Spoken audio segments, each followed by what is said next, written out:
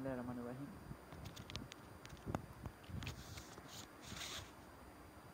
आज का हमारा टॉपिक है depreciation.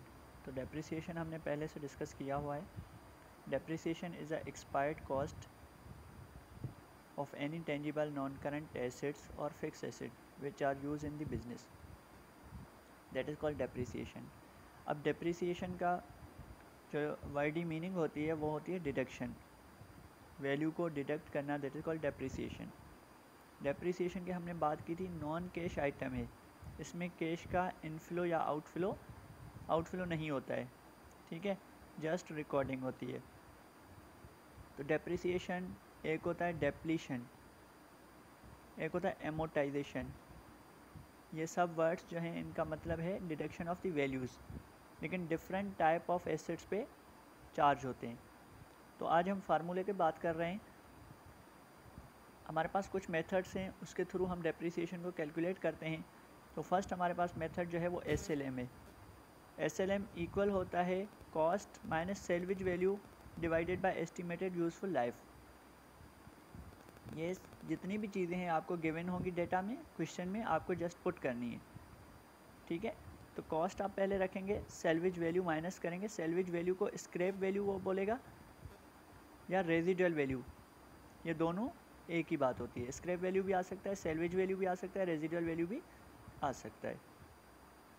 Estimated useful life in years आपको गिवन होगा, उससे आप डिवाइड करेंगे तो आपके पास SLM की डेप्रिसिएशन आ जाएगी। ये जो डेप्रिसिएशन है वो एनुअल होगी, एनुअल डेप्रिसिएशन एक्सपेंस कहलाएगा। देन हमारे पास सेकंड मेथड जो है वो DBM, डिक्लाइनिंग बैलेंस मेथड या डिमिनिशिंग बैलेंस मेथड, या इसको बोलते हैं रिटन डाउन मेथड। इसका फार्मूला है आपके पास, फर्स्ट ईयर आप लिखेंगे, कॉस्ट को मल्टीपल रेट करेंगे, रेट आपको गिवन होगा, कॉस्ट भी आपके पास गिवन होगी, ठीक है। फॉर एग्जांपल 1000 कॉस्ट है, मल्टीपल 10% आपके पास रेट है, तो आप रेट लगाएंगे तो जो भी आएगा आपके पास वो डेप्रिसिएशन एक्सपेंस कहलाएगा। लेकिन इसके सेकंड फार्मूला ये होता है कि कॉस्ट माइनस एक्यूमुलेटेड डेप्रिसिएशन, ठीक है।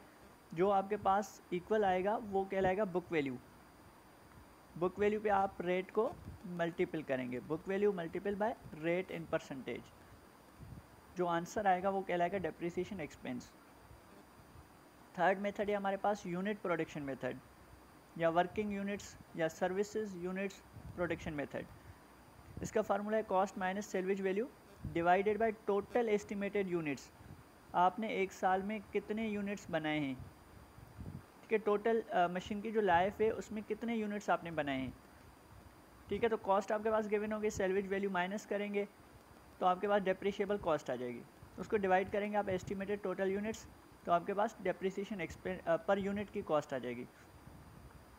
तो टोटल यूनिट से जब आप डिवाइड कर रहे हैं तो पर यूनिट की जो कॉस्ट आएगी उसको आप मल्टीपल करेंगे ईयर की यूनिट से, साल के यूनिट से, ठीक है। जो आंसर आएगा वो कहलाएगा आपका डेप्रिसिएशन एक्सपेंस उस साल का, ठीक है। तो यूनिट्स और आवर्स में नॉर्मली डिफरेंस है, यहाँ पे आवर्स हम रखेंगे और यहाँ पर हम यूनिट्स रखेंगे। Cost minus salvage value divided by estimated total hours, ये बता रहा है कि टोटल जितनी भी लाइफ है मशीन की या एसेट्स की, उसमें कितने घंटे वो आप एस्टिमेटेड कर रहे हैं कि कितने घंटे वो यूज़ हो जाएगी, यूज़ हो सकती है, ठीक है। तो आप इसके पर आवर्स का रेट आ जाएगा। जो रेट आएगा वो रेट आपको किससे मल्टीपल करना है, आपके साल के जितने आवर्स आपने काम किया है उससे जब मल्टीपल करेंगे तो आपके पास एक अमाउंट आ जाएगी। उस अमाउंट को हम क्या बोलेंगे, डेप्रिसिएशन एक्सपेंस। लास्ट है हमारे पास cost minus salvage value equal होता है डेप्रिशिएबल कॉस्ट।